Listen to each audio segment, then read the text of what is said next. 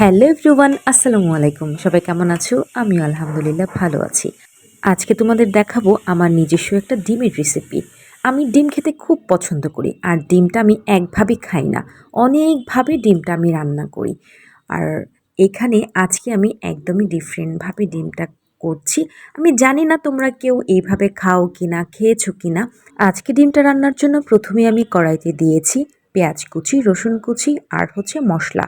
মশলার মধ্যে দিয়েছি একটু আদা বাটা, তারপর মরিচ গুঁড়া, তারপর হলুদ গুঁড়া, জিরা গুঁড়া আর ধনিয়া গুঁড়া। এই দিয়ে আমি ভালো করে কষিয়ে নিলাম।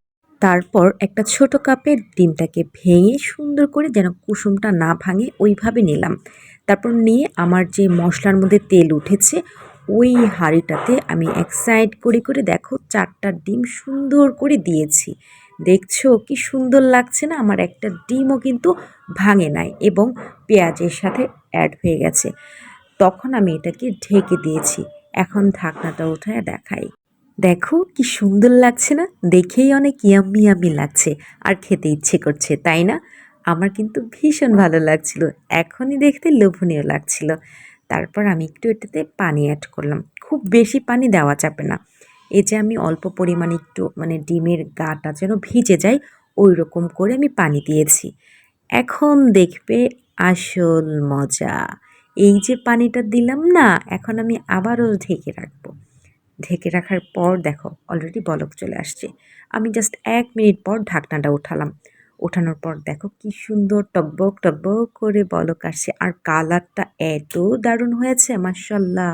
এই যে দেখো, চমৎকার, জাস্ট অসাধারণ। আর এত সুন্দর স্মেল এসেছে।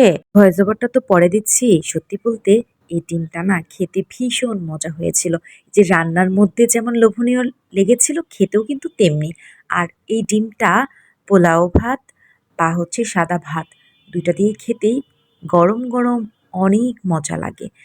আর সত্যি বলতে এই ডিমটা আমি এবং আমার ছোট ভাই ভীষণ পছন্দ করি। আমরা 2 ভাই বোন ডিম খেতে ভীষণ পছন্দ করি। আর এই ডিমটা খেয়ে আমার ভাই কি বলেছিল শোনো।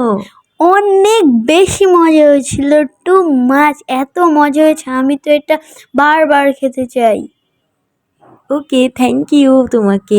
আমি তোমাকে বারবার ডিম এরকম নতুন নতুন ডিমের রেসিপি করে দিব। ওকে। ওকে, এখন থেকে আরো মজার মজার ডিম রান্না হবে। হ্যাঁ, আর তোমাদের সাথেও শেয়ার করা হবে। আল্লাহ হাফেজ।